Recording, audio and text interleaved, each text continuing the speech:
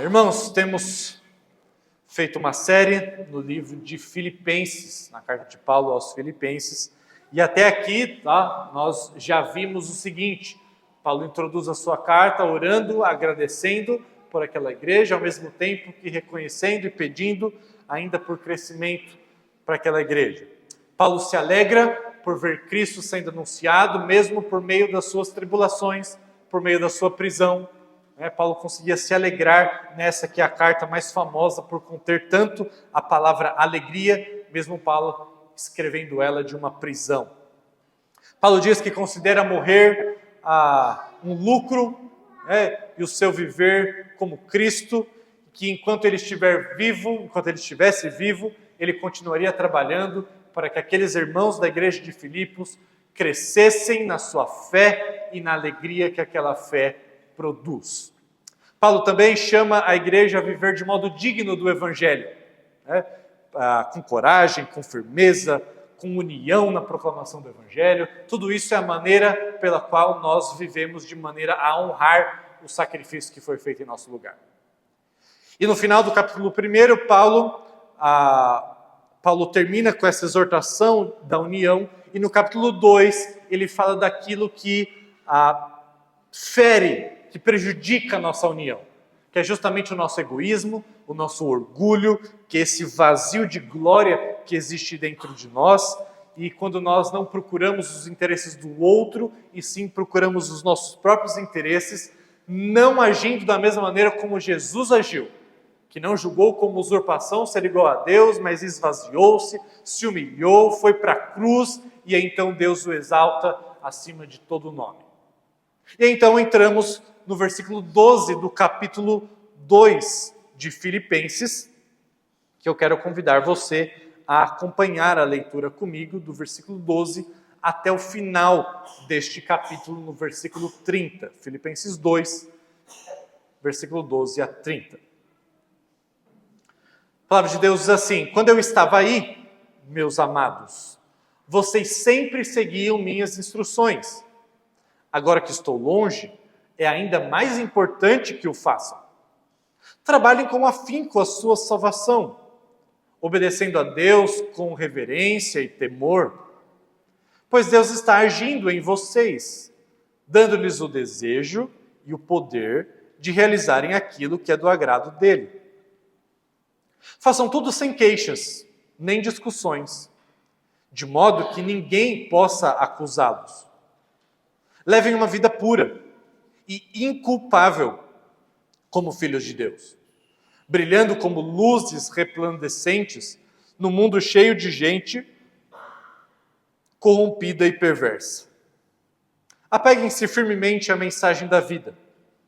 Então, no dia em que Cristo voltar, me orgulharei de saber que não participei da corrida em vão e que não trabalhei inutilmente.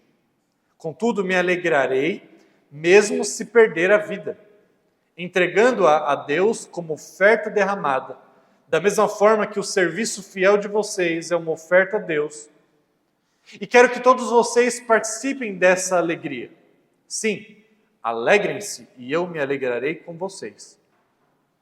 Se for da vontade do Senhor Jesus, espero enviar-lhes Timóteo em breve para visitá-los. Assim ele poderá me animar, contando-me notícias de vocês. Não tenho ninguém que se preocupe sinceramente com o bem-estar de vocês como Timóteo. Todos os outros se preocupam apenas consigo mesmos e não com quem é importante para Jesus Cristo.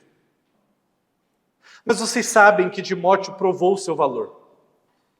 Como um filho junto ao pai, ele tem servido ao meu lado na proclamação das boas novas.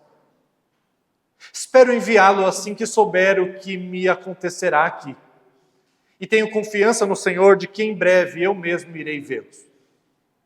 Enquanto isso, penso que devo enviar-lhes de volta Epafrodito. Ele é um verdadeiro irmão, colaborador e companheiro de lutas, que também foi mensageiro de vocês para me ajudar em minha necessidade. Ele deseja muito vê-los e está angustiado porque vocês souberam que ele esteve doente. De fato, ficou enfermo e quase morreu. Mas Deus teve misericórdia dele e também de mim, para que eu não tivesse uma tristeza atrás de outra. Por isso, estou ainda mais ansioso para enviá-lo de volta, pois sei que vocês se alegrarão em vê-lo e eu não ficarei tão preocupado com vocês.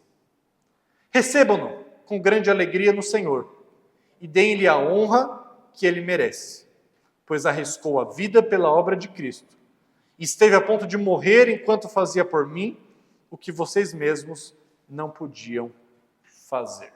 Essa é a palavra do nosso Deus. Paulo aqui nesse texto, embora longo, quero quebrá-lo em partes para facilitar o nosso entendimento. Paulo começa esse texto elogiando aqueles irmãos, pela fidelidade anterior deles. No versículo 12, Paulo diz que quando ele estava lá, em Filipos, eles sempre seguiram as instruções de Paulo, como alguém autorizado por Jesus a dar instrução para a igreja. Aquela igreja sempre seguiu as instruções do seu pastor ou do apóstolo Paulo ali. Paulo louva isso, mas Paulo exorta aquela igreja para que agora, enquanto ele está distante, não mais só presente, que eles continuassem a seguir as suas instruções, ainda de maneira mais importante com a sua ausência. Então Paulo exorta eles seguirem as suas instruções. E a pergunta que a gente deve fazer é: que instruções são essas? E antes que você fique preocupado, porque nós lemos do versículo 12 até o versículo 30, e aí seriam muitas instruções para a gente seguir, Paulo começa falando de algumas instruções, 5, e depois ele dá 2 exemplos. Ele costuma fazer isso nas suas cartas, ele dá instruções e depois ele dá 2 exemplos humanos de modelos para que nós sigamos. Então todo o texto que nós lemos, ele se divide nessas partes. As instruções, 5, que Paulo dá, e depois 2 exemplos para que nós sigamos. Okay? Então Paulo nunca teve dificuldade com exemplos a ser seguidos. O próprio Paulo diz: sede meus imitadores, assim como eu sou de Cristo. E isso a gente vai ver.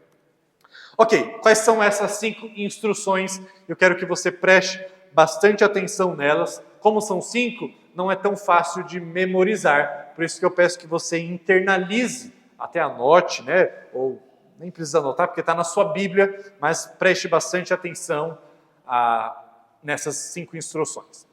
A primeira delas, versículo 12, parte do versículo 12, versículo 13, Paulo diz: trabalhem com afinco a sua salvação, obedecendo a Deus com reverência e temor.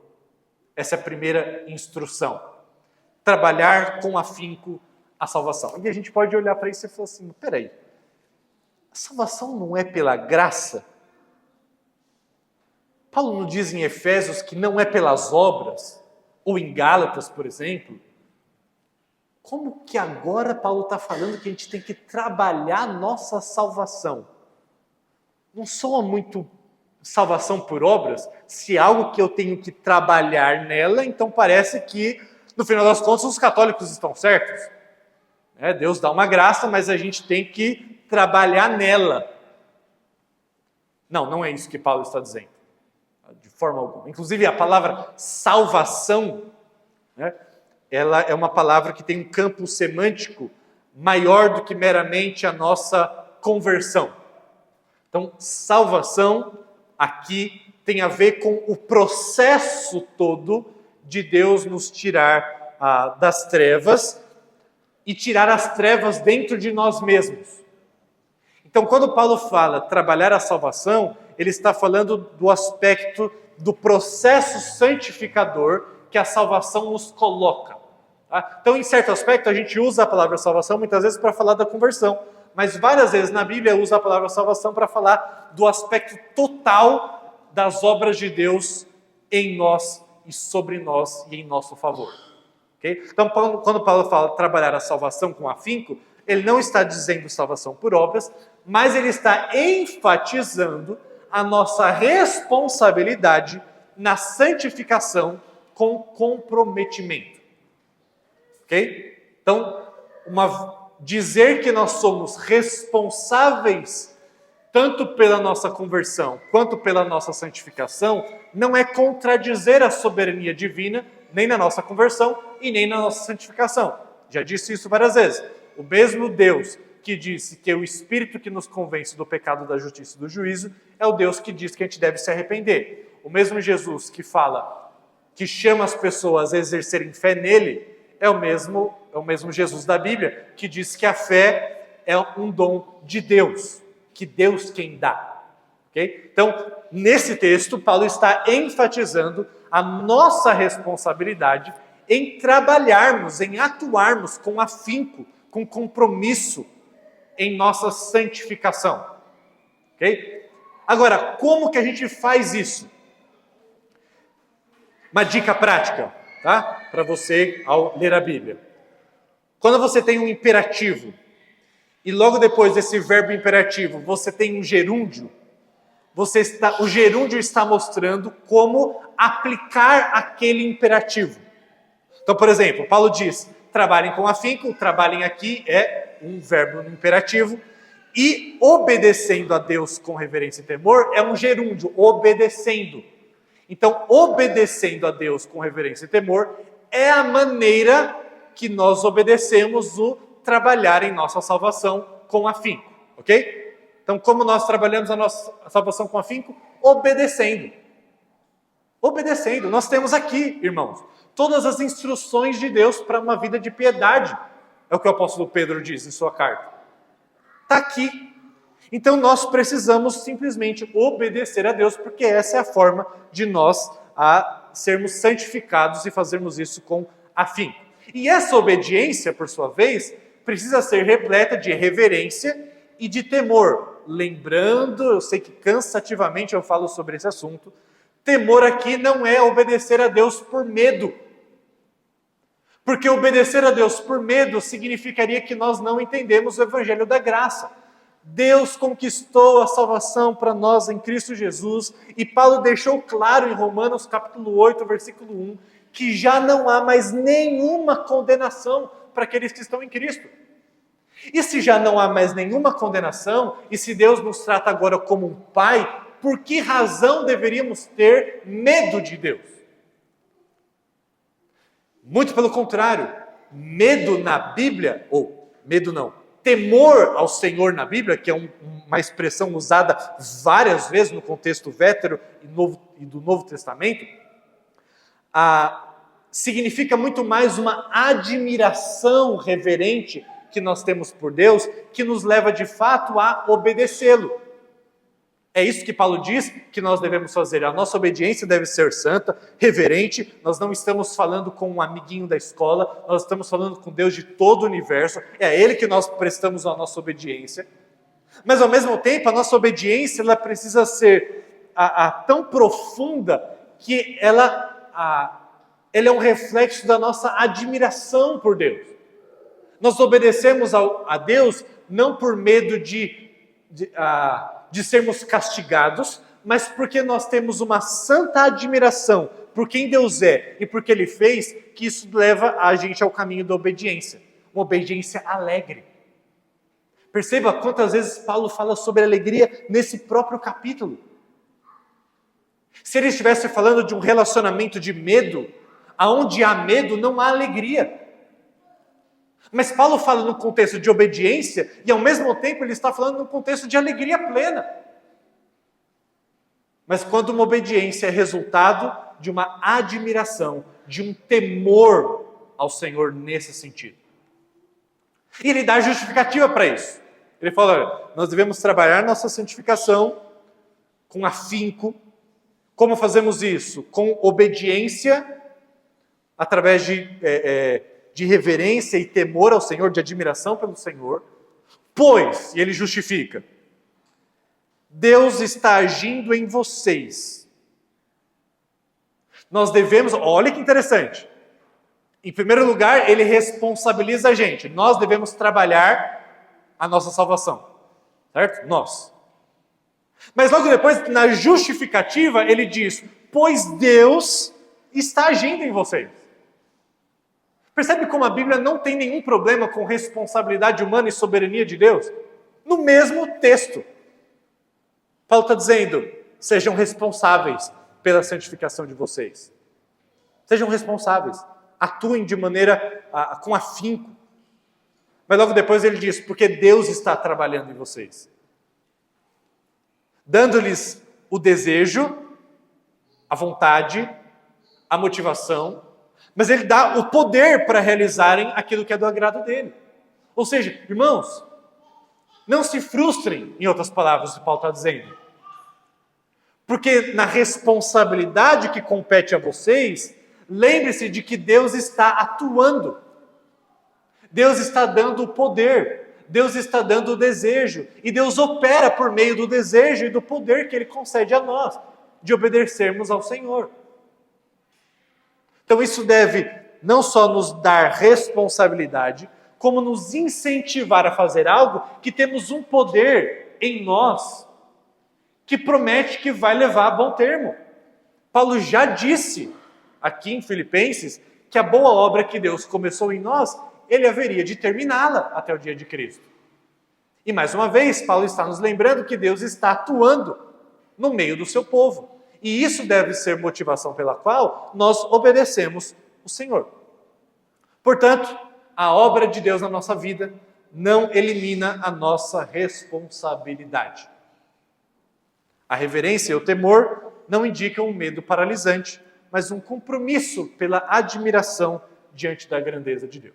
Tá? É isso que Paulo fala nessa primeira instrução. Bom, trabalhem a santificação de vocês através da obediência com reverência e temor. A segunda instrução: façam tudo sem queixa nem discussões, de modo que ninguém possa acusá-los. O que Paulo está combatendo na prática aqui? Em primeiro lugar, murmuração ou queixa. Ambas traduções são possíveis. Que simbolizam reclamações contra Deus ou contra irmãos. Os comentaristas não chegam a uma conclusão sobre isso. Alguns acham que Paulo estava proibindo que aqueles irmãos de Filipos reclamassem uns dos outros, e outros interpretam que ele estava falando sobre reclamar com Deus, tendo em vista que Paulo estava preso por conta da sua fidelidade a Deus. Então, ambas são possíveis, embora eu ache que Paulo estivesse falando realmente de uma queixa contra as situações, que automaticamente são queixas contra o Deus que tem autoridade sobre as circunstâncias da vida. Tá? Como Paulo estava preso, é muito provável que os irmãos, talvez ali, alguns estivessem reclamando, dos sofrimentos e da perseguição que eles mesmos sofriam por parte do Império Romano ou dos judeus. Então Paulo diz, olha, façam tudo sem murmuração, sem reclamar. E acho que a própria carta de Paulo é um grande exemplo disso, de alguém que poderia estar reclamando por estar sendo preso, mas ele estava alegre e feliz, porque através da sua prisão, a palavra de Deus estava alcançando pessoas que de outra forma não alcançaria. E Paulo diz, irmãos, não reclame. Deus está atuando e revelando o seu bom propósito através das circunstâncias que nos advêm. Mas em segundo lugar, Paulo fala que também devemos fazer tudo sem discussão. E aqui a palavra tem a ver com debates especulativos, conflitos de ego, confrontos infrutíferos dentro da igreja, disputas que são destrutivas, que minam a comunhão, que geram divisão. Por que eu estou dizendo isso? Porque, irmãos, não é que toda discussão ela é errada. Okay? Toda discordância de ideias é errada. Nós precisamos disso, nós sabemos disso. Só que existe uma maneira santa de fazer isso. E existe uma maneira santa de discutirmos ideias, desde que o nosso intento seja trabalharmos em um só propósito, desde que o nosso intento seja agradar o Senhor e não destruir o outro. A discussão que Paulo está falando aqui é algo que leva à divisão. É algo que não tem uma razão de ser, que é destrutiva. Paulo está apontando aqui para disputas internas, e E se a gente lembra do plano de fundo, que Paulo acabou de trabalhar no capítulo 2, que é de ambição egoísta, orgulho, vaidade. Paulo está falando, não permita que isso atrapalhe a unidade de vocês. Não fiquem com discussões infrutíferas. Evitem coisas que levam vocês a alimentar o orgulho ou causar mais divisão na igreja. Portanto, o que Paulo está proibindo aqui são discussões desnecessárias. São coisas que levam à desunião. Até porque algumas discussões, meus irmãos, são importantes para que haja união em nós. Quando nós discordamos de algo, muitas vezes nós precisamos discutir sobre aquilo que nós discordamos, a fim de que nós estejamos caminhando em um só propósito. O que Paulo proíbe aqui são discussões que geram divisão, discussões motivadas pelo orgulho, pelo egoísmo, pela vaidade, coisas que promovem a separação do corpo de Cristo. É isso que Paulo proíbe. Portanto, Paulo aqui, nessa segunda instrução, ele chama os filipenses a uma atitude humilde, obediente e cooperativa, onde a verdade é buscada em amor e não em espírito de contenda. Sem reclamação e sem divisão, sem brigas desnecessárias. Em terceiro lugar, Paulo diz, levem uma vida pura e inculpável como filhos de Deus. Então aqui a ideia de pureza significa algo sem mistura, sem corrupção, algo sincero, algo genuíno, sem hipocrisia. Paulo está dizendo, devemos viver com integridade diante de Deus e dos outros, uma vida coerente com o Evangelho, uma vida sem impurezas, sem misturas. Ou seguimos a Deus, ou seguimos aos ídolos do mundo. Nós não podemos misturar essas coisas. Isso é ser puro. Não podemos, como Jesus disse, servir ao Deus verdadeiro e às riquezas. Não podemos. Ou vamos agradar um e desagradar o outro e vice-versa. E Paulo fala, também devemos viver uma vida inculpável. Aqui a ideia de ser irrepreensível, sem mancha, principalmente no testemunho público. Todos nós somos pecadores, mas se nós sempre estamos aparando os nossos pecados, se sempre estamos corrigindo, se sempre estamos confessando, se sempre estamos trabalhando em nossa santificação com temor e tremor, então nós somos irrepreensíveis. Não há ninguém que publicamente possa nos acusar de algo. E Paulo diz, isso é muito importante. Embora não seja a perfeição absoluta, mas uma consistência visível. Alguém de quem ninguém pode acusar uma incoerência escandalosa. E Paulo diz, façam isso como filhos de Deus que vocês são. Perceba, Paulo não diz, façam isso para vocês se tornarem filhos de Deus. Isso é salvação por obras. Paulo diz, porque vocês são filhos de Deus já por meio de Cristo, então vivam de maneira coerente. Vivam de maneira que mostre quem é o pai de vocês. Por isso Jesus diz, o pai da mentira é o diabo. Quando a gente mente, a gente está mostrando que quem é o nosso pai. Mas Paulo diz, quando nós vivemos vidas puras, inculpáveis, irrepreensíveis, nós estamos demonstrando que Deus é nosso Pai. Vivam de modo que a sua presença traga contraste, que a sua presença traga direção, que a sua presença traga beleza ao mundo em trevas. Porque ele diz, levem uma vida pura e inculpável como filhos de Deus, brilhando como luzes resplandecentes no mundo cheio de gente corrompida e perversa. Nós somos chamados a ser luz deste mundo, e é no meio das trevas que devemos ser luz.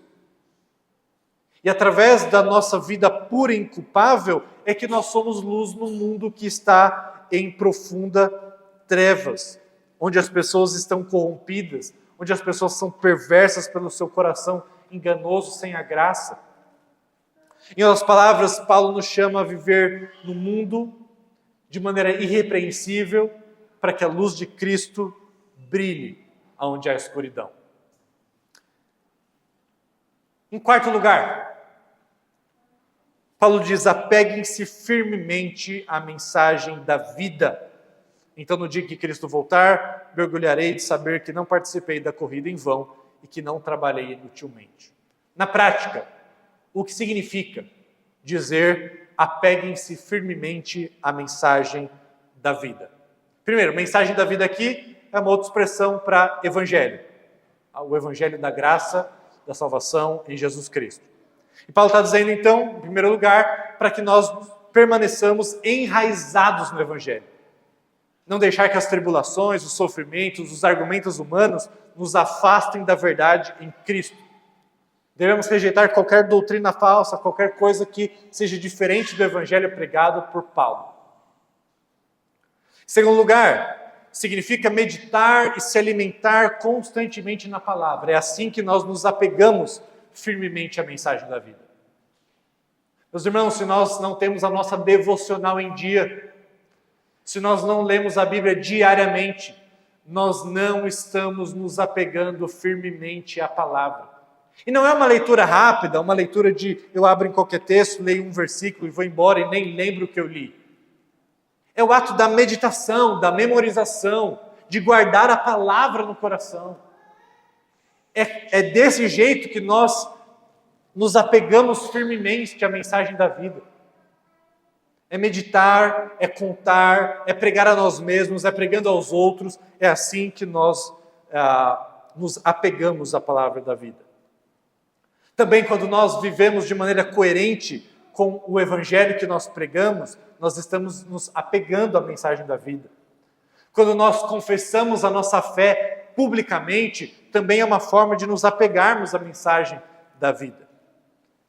E por que Paulo diz que isso é importante? Paulo diz que se eles fizerem isso, Paulo saberá que ele não trabalhou em vão. Ou seja, que a fé deles é autêntica e frutífera. Se eles viverem desse modo, Paulo saberá e soube que a caminhada dele, que o trabalho dele, que o serviço dele não foi inútil. Apegar-se à mensagem da vida é uma forma como nós perseveramos até o fim, confirmando a eficácia do Evangelho em nós. E no versículo 17, Paulo diz, me alegrarei com tudo, mesmo se perder a vida, entregando-a a Deus como oferta derramada, da mesma forma que o serviço fiel de vocês é uma oferta para Deus. Ou seja, Paulo vê a sua vida como uma oferta de sacrifício pelos filipenses. Ele está dizendo, é para isso que eu vivo. A minha vida é uma oferta e sacrifício a vocês. Ele não vê o sofrimento como algo a ser lamentado, mas ele diz que o sofrimento é motivo de uma alegria compartilhada. Alegria, olha só. Contudo, me alegrarei mesmo se perder a vida. No serviço por vocês, se eu perder a vida, está tudo bem, eu não estou reclamando, lembra? Façam tudo sem queixa, sem murmuração. É um privilégio perder a vida por amor a vocês e por amor a Jesus. E olha o que ele diz na quinta e última instrução. Eu quero que todos vocês participem dessa alegria. Não se esqueça que a alegria ele está falando de morrer pela causa do Evangelho. Ele está dizendo, eu quero que todos vocês participem dessa alegria. Eu quero que vocês todos vivam tão intensamente pelo Evangelho até que vocês morram. E isso é uma alegria. Eu quero que todo mundo passe por isso, Paulo está dizendo. Sim, e eu me alegrarei. E sim, alegrem-se, e eu me alegrarei com vocês. Temos uma oportunidade de ter uma alegria compartilhada na medida que nós sofremos pelo benefício uns dos outros e pela causa do Evangelho. Recapitulando, porque eu sei que você já esqueceu. Paulo está dizendo que nós devemos buscar a nossa santificação com temor e tremor, através da obediência com admiração. Essa é a primeira instrução que Paulo dá. Depois, Paulo diz que devemos fazer tudo sem queixa e sem disputas destrutivas. Depois, Paulo diz que devemos ter uma vida pura e inculpável que brilha no mundo em trevas. Depois, Paulo diz que nós devemos nos apegar firmemente ao Evangelho. E por último, Paulo diz, alegrem-se ao servir ao Senhor até perder a vida. E eu vou encontrar uma alegria compartilhada nisso. 5 instruções. Nenhuma delas é fácil. Todas elas dependem de Deus efetuando em nós o querer e o realizar, o desejar e o poder a fazer. Mas todas essas coisas dependem da nossa responsabilização, do nosso compromisso, da nossa obediência, fruto da nossa admiração por Deus. Instruções claras. Mas Paulo, ele vai além da instrução. E Paulo, ele dá 2 exemplos, porque muitas vezes um exemplo fala mais do que muitas leis ou do que muitas instruções. Paulo não escolhe um ou outro, Paulo usa os 2. E Paulo agora quer ser um pouco mais pessoal. E ele começa a falar de 2 exemplos, 2 paradigmas, 2 modelos a serem imitados. Irmãos, deixa eu fazer um parênteses aqui. Eu já fiz séries no passado de mensagens mostrando que a Bíblia não é um livro moralista, que a Bíblia não é um livro de regras e a Bíblia não é um livro de exemplos meramente a ser seguidos. Eu disse isso e continuo afirmando isso. Mas dizer que a Bíblia não é um livro de meros exemplos a serem seguidos, ou que a Bíblia não é um livro apenas de regras a serem obedecidas, não significa que na Bíblia não contenham regras e não contenham exemplos. Porque exemplos e regras na Bíblia servem para o propósito central da Bíblia, que é nos apontar o caminho de salvação. As regras servem para mostrar que nós não podemos nos salvar. Os exemplos servem para mostrar que nós não podemos nos salvar. Mas que pela graça de Deus, Ele nos viabiliza, Ele nos capacita a cumprirmos regras. Que pela graça de Deus, Deus nos capacita a sermos exemplos e a seguirem bons exemplos. Então, uma coisa é eu dizer, a Bíblia não é um livro de exemplos e de regras. A Bíblia é uma história de salvação. Mas uma coisa é dizer isso, outra coisa é dizer que a Bíblia não tem regras e a Bíblia não tem exemplos. Esse próprio texto demonstra isso. Paulo está estabelecendo instruções claras, são regras. E ao mesmo tempo, Paulo está estabelecendo modelos que devem ser imitados. E o próprio Paulo já disse, sede meus imitadores, assim como eu sou imitador de Cristo. Quais são os 2 exemplos que não devem ser ignorados? O primeiro deles, Timóteo. Olha só como Paulo descreve Timóteo, irmãos. Olha só que descrição. Se for da vontade do Senhor Jesus, espere enviar Timóteo em breve para visitá-los. Assim ele poderá me animar, contando-me notícias de vocês. Não tenho ninguém que se preocupe sinceramente com o bem-estar de vocês como Timóteo. Tem ninguém. Timóteo se preocupa com o bem-estar de vocês de tal forma que eu não vejo isso em mais ninguém. Todos os outros se preocupam apenas consigo mesmos. E aqui, obviamente, Paulo está falando dos falsos mestres. É que Paulo, de maneira bem vasta, trabalha na maior parte das suas cartas. Esses falsos mestres, esses que estão tentando aí trazer uma palavra diferente da que nós temos trazido, são pessoas que apenas se preocupam com elas mesmas. Mas Timóteo não. Timóteo se preocupa não só com vocês, mas também com aquilo que é importante para Jesus. Olha, irmãos, que importante. Paulo está dizendo, os outros só se importam consigo mesmos e não se importam com o que importa para Jesus. Mas, irmãos, será que isso descreve a gente? Como Paulo nos descreveria? Pessoas que apenas se importam com os seus próprios problemas, com as suas próprias necessidades, com os seus próprios desejos. Pessoas que não se importam com aquilo que é importante para Jesus. E vamos ser claros, o que é importante para Jesus? Para que Jesus veio a este mundo? Se não proclamar a chegada do seu reino. Se não proclamar a mensagem de salvação. Deus se importa com isso. Jesus se importa com isso. E meus irmãos, a nossa vida tem simbolizado que nós nos preocupamos com isso? Ou a evangelização tem sido uma parte raquítica, minúscula, senão inexistente da nossa vida? Temos nos preocupado com o que Jesus se importa? Seguimos o bom exemplo de Timóteo, de Paulo, de Epafrodito, de muitos outros? Ou nos importamos com a nossa carreira, ou nos importamos com o nosso conforto, com o nosso bem-estar, com a nossa segurança. Temos nos preocupado com o que Jesus se importa? Temos nos preocupado com os outros? Paulo diz, existe um bom exemplo. Olhem para Timóteo. Olhem para Timóteo. Vocês sabem que Timóteo provou o seu valor. Como um filho junto ao pai, ele tem servido ao meu lado na proclamação das boas novas. Timóteo tem sido um filho para mim. Tem trabalhado comigo. Ele se importa com o que é importante para Jesus. Ele se importa com vocês. Olha que bom exemplo. Olhem para isso. Paulo não está dando um bom exemplo para falar, não olhem para ele. Olhem para Jesus. Gente, esse negócio de não olhem para ele, olhem para Jesus, não é uma coisa que a Bíblia ensina.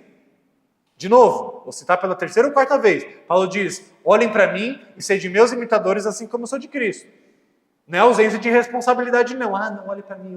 Não. A Bíblia fala que nós devemos representar a Deus com a nossa vida.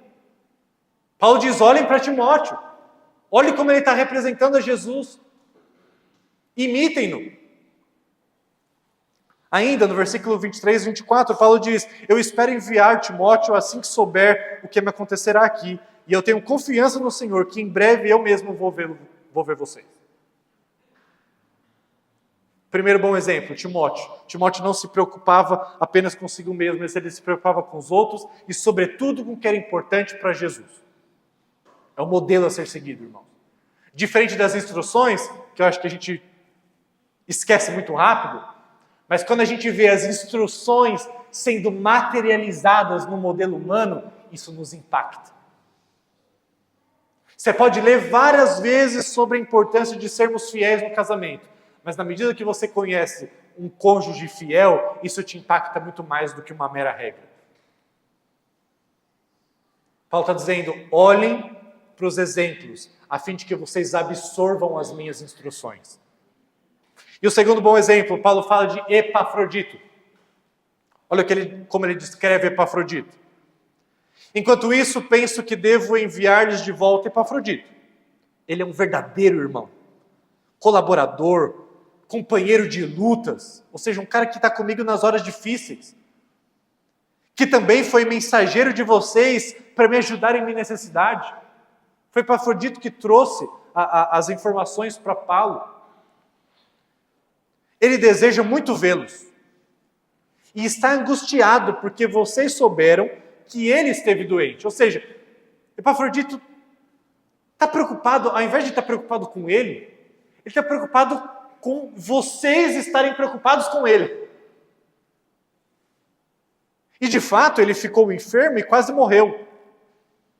Mas Deus teve misericórdia dele e também de mim, Paulo diz, para que eu não tivesse uma tristeza atrás da outra.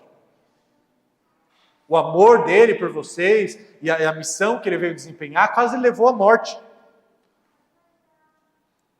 Por isso eu estou ainda mais ansioso para enviá-lo de volta, pois sei que vocês se alegrarão em vê-lo, e eu não ficarei tão preocupado com vocês. Mas olha como ele termina o texto. Recebam Epafrodito com grande alegria no Senhor, e deem-lhe a honra que ele merece. Irmãos, a Bíblia fala que seres humanos também merecem honra. Quando devido, na medida devida. Paulo está dizendo, Epafrodito deve ser recebido com honra. Sim, com honra. Não queremos ser mais santos do que Deus. Ele está dizendo, quando nós desempenhamos bem o nosso papel de sermos representantes do Senhor, isso merece honra. E recebam ele assim. Deem a honra que ele merece, pois ele arriscou a vida pela obra de Cristo. E esteve a ponto de morrer enquanto fazia por mim o que vocês mesmos não podiam fazer. Paulo está dizendo, as instruções são essas, mas deixa eu materializar, deixa eu deixar de maneira mais concreta essas instruções. Olhe como essas instruções se evidenciam na vida de Timóteo. Olha como elas se evidenciam na vida de Epafrodito. Eles não estão reclamando porque estão passando pelo que estão passando. Eles estão se apegando firmemente ao Evangelho. Eles não estão gerando discussão. Eles estão olhando para aquilo que é mais importante para Jesus. Olhe para esses exemplos. Siga esses exemplos. Se permita ser tocado por esses exemplos. Irmãos, temos uma grande dificuldade de lidar com exemplos humanos. Alguns tratam exemplos humanos como se fosse a nossa vida fosse uma salvação por obras. Eu tenho que meramente imitar. Não, a nossa salvação nunca vai se dar por meio da nossa imitação. Nossa salvação se dá por meio de Cristo morrendo em uma cruz em nosso lugar. Esse é o Evangelho da Graça. Nada mais pode nos salvar. Mas não é verdade que os exemplos humanos não sirvam para alguma coisa. Nós podemos ser profundamente impactados, motivados, encorajados por meio dos exemplos humanos. Sejam os ruins, exemplos a não serem imitados, sejam os bons. Deixa eu fazer uma pergunta. Você já conheceu alguém extraordinário? Já conheceu alguém que você fala, não, essa pessoa não deve existir? Extraordinário. Já conheceu alguém assim? Eu já. Graças a Deus, mais de uma. Extraordinário. Como devemos lidar com isso? Como devemos lidar com bons exemplos morais na Bíblia e fora dela? Paulo era um homem extraordinário. Epafrodito era um homem extraordinário. Timóteo era um homem extraordinário. Mas fora da Bíblia também existem homens e mulheres extraordinários, que entraram para a história. Porque não eram pessoas orgulhosas, mas que se doaram em favor dos outros. Que viveram vidas significativas. Como devemos lidar com isso? E aí eu lembro que no velório, eu já citei isso algumas vezes, mas continuarei citando, no velório do Tim Keller, uma das coisas mais bonitas, sem dúvida, que eu já vi na minha vida inteira. E aí, enquanto eu chorava, ouvindo, todo mundo que ia falar alguma coisa lá, mas, ao mesmo tempo, trabalhando em mim, para que aquilo não fosse alguma idolatria, eu sempre tive essa preocupação, entre definir o que é uma santa admiração por alguém que merece honra de fato, mas ao mesmo tempo não fazer com que isso se torne uma idolatria. E é isso que eu descobri uma chave, naquele velório. Alguém, nem lembro o nome da pessoa, mas ela disse o seguinte: Tim Keller não era assim, ele tinha feito claros elogios que honraram a vida do Tim Keller aqui na Terra. Mas Tim Keller não era assim porque ele era incomum. Tim Keller era assim porque ele seguia a Jesus. As qualidades que nós tanto amamos, aquele palestrante falou, aquele pregador falou, as qualidades que amamos tanto no Tim Keller, nós encontramos perfeitas em Jesus. Porque Jesus é o verdadeiro e maior Tim Keller. E agora eu quero que você coloque aqui a pessoa extraordinária que você conheceu. Quero que você coloque aqui Paulo, quero que você coloque aqui Timóteo, quero que você coloque aqui Epafrodito. Epafrodito não era assim porque era incomum, mas porque seguia Jesus. E as qualidades tão boas que nós amamos em Epafrodito, nós encontramos perfeitas em Jesus. Porque Jesus é o verdadeiro Epafrodito, porque Jesus é o maior Epafrodito. E isso vale para todo personagem bíblico. Jesus é o verdadeiro e maior Jonas, Jesus é o verdadeiro e maior Moisés, Jesus é o verdadeiro e maior Paulo, Jesus é o verdadeiro e maior Pedro. Todos os personagens da Bíblia são meras setas que apontam para Jesus.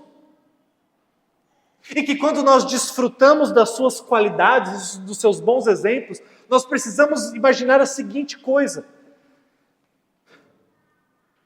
Gente, quantas vezes eu não vi uma palestra do Tim Keller num ambiente público, secular?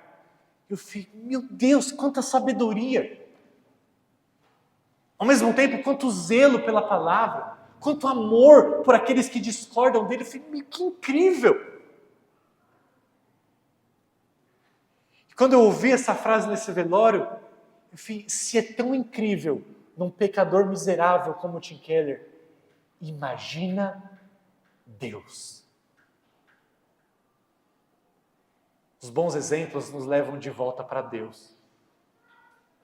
Quando você conhece uma pessoa muito inteligente e você fica admirada com isso, você deve pensar, imagina Deus. Quando você encontrar alguém muito belo ou bela, quando você encontrar alguém muito humilde, quando você encontrar alguém que serve os outros em detrimento da sua própria saúde, da sua própria condição física, emocional, quando você encontra alguém assim, você fala, imagina Deus.